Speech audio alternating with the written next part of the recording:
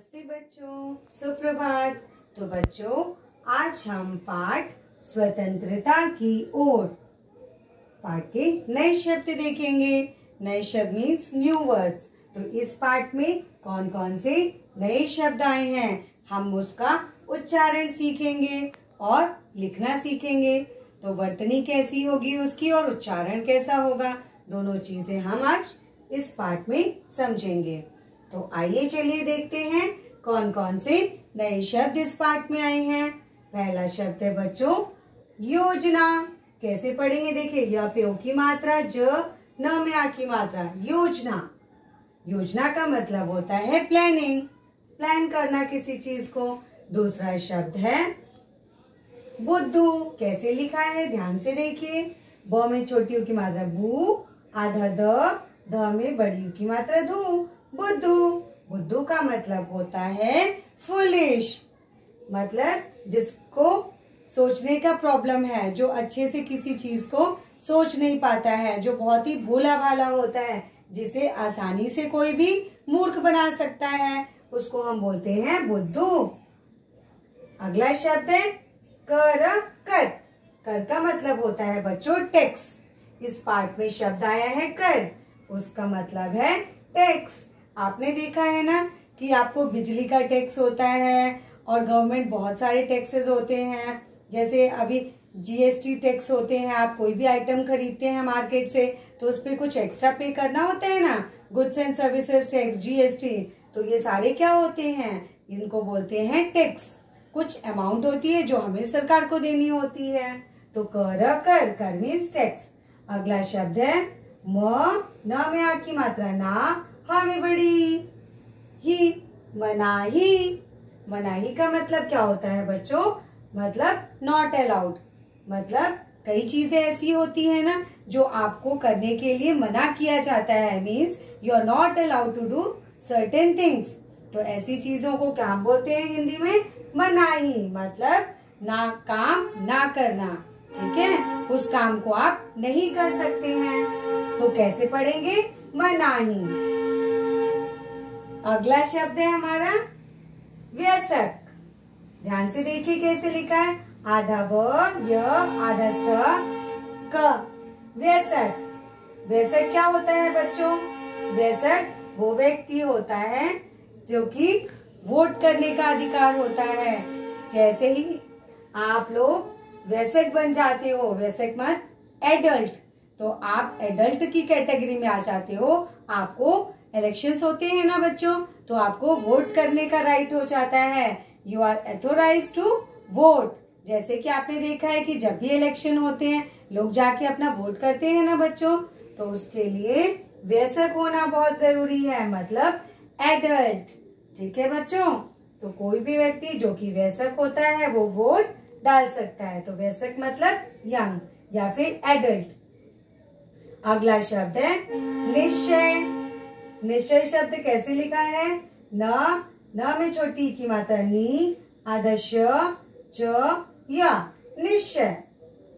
निश्चय शब्द का मतलब क्या होता है बच्चों, डिटर्मिनेशन, किसी भी चीज को दृढ़ निश्चय कर लेना। मतलब आपने मन में सोच लिया है कि मुझे ऐसा करना ही है।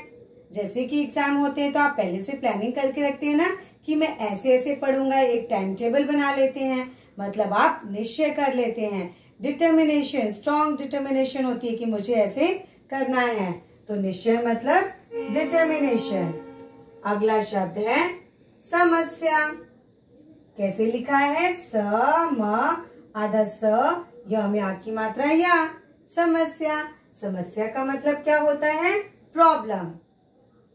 अगला शब्द देखिए बच्चों, क्या है, ठुकरा देना। कैसे लिखेंगे, ठ में छोटी ऊ की मात्रा ट्रू, क र में आ की मात्रा ठुकरा, द में ए की मात्रा दे ना, देना। तो ठुकरा देने का मतलब क्या होता है बच्चों, रिजेक्ट कर देना, किसी चीज को मना कर देना।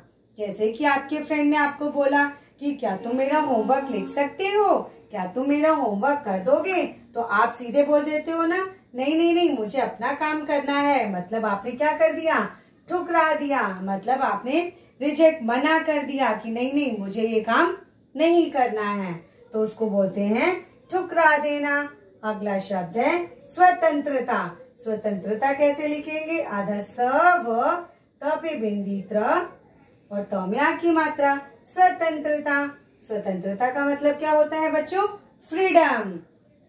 अगला शब्द देखिए पैदल। कैसे लिखेंगे? प में ए की मात्रा पैदल। पैदल। पैदल का मतलब क्या होता है बच्चों? ऑन फुट, मतलब अपने पैरों पर। When you can move with the help of your foot, we can say पैदल। तो उसको हिंदी में हम बोलते हैं पैदल, मतलब पैरों की सहायता से कोई भी काम करना। अगला शब्द देखिए बच्चों बड़बड़ाया। बड़बड़ाया कैसे लिखेंगे? ड़ में आ की मात्रा डा, य में आ की मात्रा या। बड़बड़ाया। अभी बड़बड़ाया शब्द का मतलब क्या होता है बच्चों? Talking in a very low volume. आपने देखा है ना कि कभी आपको गुस्सा आता है किसी के ऊपर, आप जोर से तो नहीं बोल पाते, लेकिन धीरे धीरे लो वॉल्यूम में आप कुछ ना कुछ तो बोलते रहते हो ना। तो जो धीमी आवाज में हम बोलते हैं, when you speak in a very low volume, that is called as बड़बड़ाया। उसको हम क्या बोलते हैं हिंदी में? बड़बड़ाना, मतलब धीमी आवाज में कुछ बोलना। अगला शब्द है साबरमती। साबरमती क्या होता है बच्चों? कैसे लिखेंगे? साबरमती आपको पता है ये गांधी जी का आश्रम है। जो महात्मा गांधी थे ना बच्चों, वो साबरमती आश्रम में ही रहते थे। तो हम साबरमती कैसे लिखेंगे? स में आ की मात्रा सा, ब र म त में बड़ी, साबरमती। तो ये एक आश्रम का नाम है। अगला शब्द देखिए बच्चों, ये है कुएं। कैसे लिखा है? क में छोटी ऊ की मात्रा, ए पे चंद्र बिंदु। कुएं। कुएं का मतलब क्या होता है? वेल। वेल जैसे कि आपने देखा है ना, सोर्सेज ऑफ वाटर तो आपने पढ़ा ही है, तो ये भी एक सोर्स ऑफ वाटर है। कुएं मीन्स वेल, जहां से हमें पानी मिलता है। अगला शब्द है दूध दुहना। कैसे लिखा है? द में बड़ी ऊ की मात्रा ध, दूध। द में छोटी ऊ की मात्रा ह ना, दुहना। तो बच्चों दूध दुहना क्या होता है? जैसे कि गाय भैंस जानवर देखे है ना बच्चों, तो क्या उनसे हमें दूध मिलता है। तो दूध निकालने का जो प्रोसेस होता है ना, उसको बोलते हैं दूध दुहना। इंग्लिश में हम बोलते हैं मिल्किंग। ठीक है ना बच्चों? तो दूध दुहना मतलब गाय का या भैंस का दूध निकालना। अगला शब्द है समझना। कैसे लिखा है? स म ज न में आ की मात्रा, समझना। समझना का मतलब क्या होता है बच्चों? अंडरस्टैंड करना। ठीक है। अगला शब्द है कूदती। कैसे लिखा है? क में बड़ी ऊ की मात्रा कू, द त में बड़ी ई की मात्रा ती, कूदती। कूदती का मतलब क्या होता है? जंप करना। ओके, तो कूदती मतलब जंप करना। अगला शब्द है फूंक। कैसे लिखेंगे? फ में बड़ी ऊ की मात्रा फू, चंद्र बिंदु क, फूंक। ठीक है। फूंक का मतलब होता है टू ब्लो। जैसे कि आप मुंह से जब एयर बाहर निकालते हो ना, फोर्स के साथ में आप हवा निकालते हो मुंह से, तो उसको हम कहते हैं ब्लो करना, मतलब फूंकना। अगला शब्द है यात्रा। य में आ की मात्रा, त्र में आ की मात्रा, यात्रा। यात्रा का मतलब होता है जर्नी। अगला शब्द है खांसते। कैसे पढ़ेंगे? खांसते। लिखेंगे कैसे? खा पे चंद्र बिंदु, स त पे एक की मात्रा, खांसते। खांसते का मतलब होता है कफिंग। जब कभी गले में खिचखिच हो जाती है ना, कफ हो जाता है, तो खांसी होती है कि नहीं है? जब आप खांसते हो तो उसको हम बोलते हैं खांसते, मीन्स कफिंग। अगला शब्द है गुस्से। गुस्से कैसे लिखेंगे? ग में छोटी ऊ की मात्रा, आधा स पे बड़ी ई की मात्रा, बड़े ई की मात्रा, गुस्से। तो गुस्से का मतलब क्या होता है? एंग्री। कभी कभी होता है ना, जब आपको कुछ नहीं करना है और आपको फोर्सफुली कोई बोलता है नहीं आप ये काम करोगे, तो आपको क्या आ जाता है? गुस्सा आ जाता है ना, यू फील वेरी एंग्री। तो ये है गुस्से। अगला शब्द है हिलाकर। कैसे लिखेंगे? ह में छोटी ई की मात्रा, ल में आ की मात्रा, कर, हिलाकर। हिलाकर का मतलब होता है बच्चों किसी चीज को शेक करना। आपने देखा है दवाई मेडिसिन की जो बॉटल होती है, उसको हम क्या करते हैं, सबसे पहले अच्छे से हिलाते हैं, मतलब शेक कर लेते हैं ताकि वो अच्छे से मिक्स हो जाए और उसके बाद ही उसको यूज करते हैं। तो हिलाकर मतलब शेक करना, मिलाना अच्छे से।